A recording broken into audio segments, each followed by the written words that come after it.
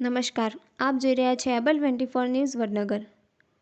વડનગર તાલુકા પંચાયત સ્વચ્છતા અભિયાનની વચ્ચે ગંદકીનો અડ્ડો, વ્યવસ્થા ઉપર ગંભીર સવાલો.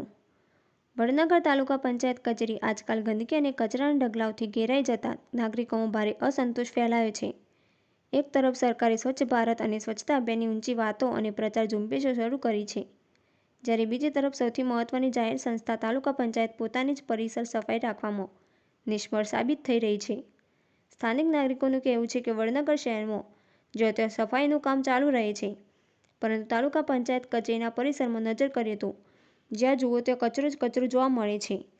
કચરાના ઢગલાઓ, પ્લાસ્ટિક, કાગળો અને ગંદકીના થાંભલાના કારણે કર્મચારીઓ તથા આવનારા લોકોને ભારે અહેસાસનો સામનો કરવો પડે છે. ખાસ વાત એ છે કે જે કચેરીથી ગ્રામ વિકાસ, સ્વચ્છતા અને જાહેર આરોગ્ય જેવા મુદ્દાઓ સાંભળવાના હોય ત્યાં જ ગંદકી ફેલાતી હોય તો લોકોને સ્વચ્છતા માટે કેવી રીતે પ્રેરિત કરી શકાય, એવા સવાલો ઉઠી રહ્યા છે. નાગરિકોનું માનવું છે કે જો કચેરી સ્વચ્છ નહીં રહે તો ગામડાઓને સ્વચ્છ રાખવાની અપેક્ષા રાખવાની વિરોધાભાસી બને છે. વડનગર તાલુકા પંચાયતની આ બેદરકારીને કારણે લોકો સરકારની સ્વચ્છતા ઝુંબેશ પર પણ આંગળી ઉઠાવી રહ્યા છે. અહેવાલ રણજીતસિંહ ઠાકોર સાથે શૈલેષ ઠાકોર.